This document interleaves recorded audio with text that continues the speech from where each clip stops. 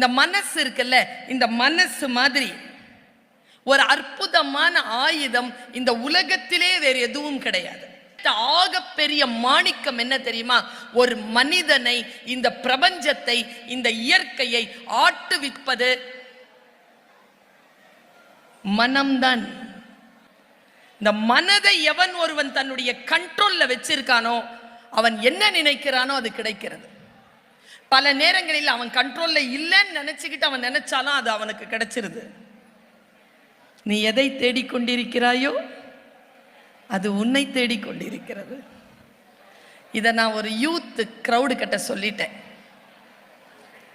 17 வயசு பையசுங்க. நீ எதை தேடிக்கொண்டிருக்கிறாயோ அது உன்னை தேடுகிறது. ஒரு பையன் எழுந்திருச்சு கத்துறான், நிஜமாவா மேடம்? நம்பலாமா மேடம்? இன்னொரு வாட்டி சொல்லு. டேய், நான் சொன்னது வேறடா. நீ மரணத்தை தேடுகிறாயா? அது உன்னை தேடுகிறது. நீ மகிழ்ச்சியை தேடுகிறாயா? அது உன்னை தேடுகிறது. உன் மனம்தான் குரு. உன் மனதை நீ அடங்கி வைத்துக் கொண்டிருந்தால் அது உனக்கு குருவாக இருந்து வழிகாட்டும் என்கின்ற மாணிக்கமான சொல்லைத்தான் இன்றைக்கு என்னுடைய முதல் பேச்சிலே இன்றைக்கு உங்களுக்கு சொல்கிறேன். எதையேனும் சொல்லிவிட்டு போனால் உங்கள் மனதிலே ஒரு சிறிய அதிர்வை அது ஏற்படுத்தும் என்பதற்காக நான் இதை சொல்லுகிறேன். ஒரு சிறிய சிறிய விஷயங்கள் தான். ஒரு 2-3 நிமிடங்களில் நான் முடிக்கிறேன். எல்லோரிடத்திலும் ஆயுதம் இருக்குங்க. சில பேர் சொல்லுவார்கள், என் ஆயுதத்தை நீதான் முடிவு செய்கிறாய் என்று. ஆயுதங்கள் இல்லாமல் யாருமே கிடையாது. ஒவ்வொருவரும் ஒவ்வொரு ஆயுதத்தை வைத்திருக்கிறார்கள்.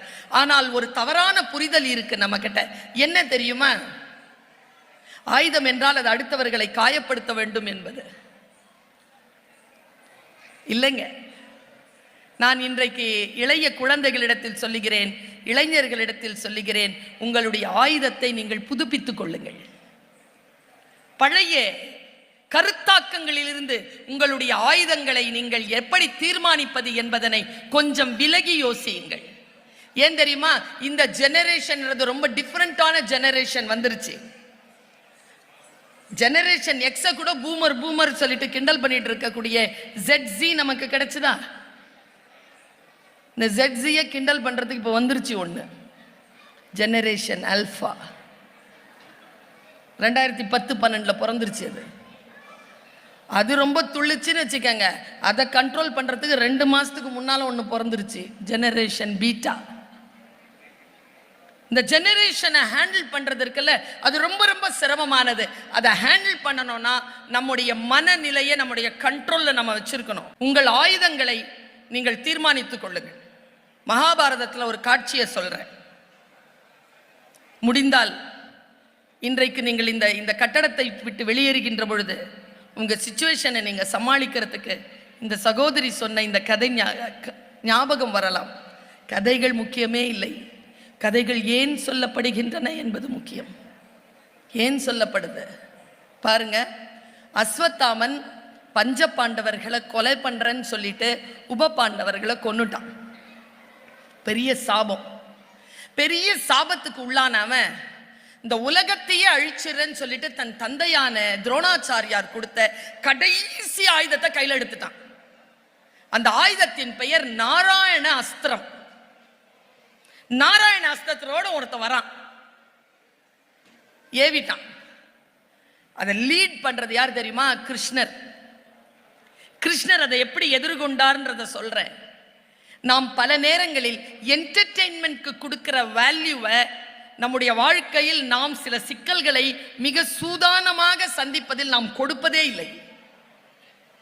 நான் ரொம்ப முக்கியமான ஒரு ஆயுதத்தை உங்க கையில கொடுத்துட்டு போறேன். முக்கியமா இன்றைய இளைஞர்களிடத்தில் அது இல்லவே இல்லை. I am a teacher. 17 to 20 வயது வரைக்கும் இருக்கக்கூடிய குழந்தைகளுக்கு ஐ எம் a teacher. அதனால் சொல்லுகிறேன், அந்த கவலையோடு சொல்லுகிறேன், பெரும் கருணையோடு சொல்கிறேன், பேரன்போடு இதை சொல்கிறேன். நாராயண அஸ்திரம் வந்துருச்சு. கிருஷ்ணர் என்ன தெரியுமா செஞ்சார்? நாராயண அஸ்திரத்தை பார்த்தார். பஞ்ச பாண்டவர்களை பார்த்து சொன்னார், டேய் எல்லாம் கீழே பணிஞ்சுக்கோங்கடா, கீழே விழுங்கடா, எல்லாருமே தரையோட தரையா விழுங்கடா, நமஸ்காரம் பண்ணுங்கடா. எல்லாரும் கீழே விழுந்துட்டு பாண்டவ படை அப்படியே கீழே விழுந்துருச்சு. நமஸ்காரம் பண்ணிருச்சு. நின்றுட்டு இருந்த கிருஷ்ணரும் கீழே விழுந்துட்டார். அஸ்திரம் வந்தது, பார்த்துச்சு, தனக்கு எதிர்ப்பானவர்கள் யாரும் இல்லைன்னு திரும்பி போயிருச்சு. நாராயண அஸ்திரத்துக்கு எதிராக கிருஷ்ணர் ஏந்திய அஸ்திரம் பணிவு. பணிவை ஒரு அஸ்திரமா எடுக்க முடியுமா? பணிந்து போவது ஒரு அஸ்திரமா? எனக்கு தெரிந்து பெரியவர்களை ஜெயிக்கின்ற மாபெரும் வித்தை, மாபெரும் ரகசியம் பணிவும் மரியாதையும் தான். சண்டை போட்டா சொத்தே கிடைக்காது. பணிஞ்சு அன்பா இருந்தா முழு சொத்தம் எழுதி வச்சிருவாங்க. கைத்தட்டியவர்கள் ஒன்று பெற்றிருப்பார்கள் அல்லது தருவதற்கு தயாராக இருப்பார்கள். நம்முடைய வாழ்க்கை மிக அற்புதமானது, அழகானது.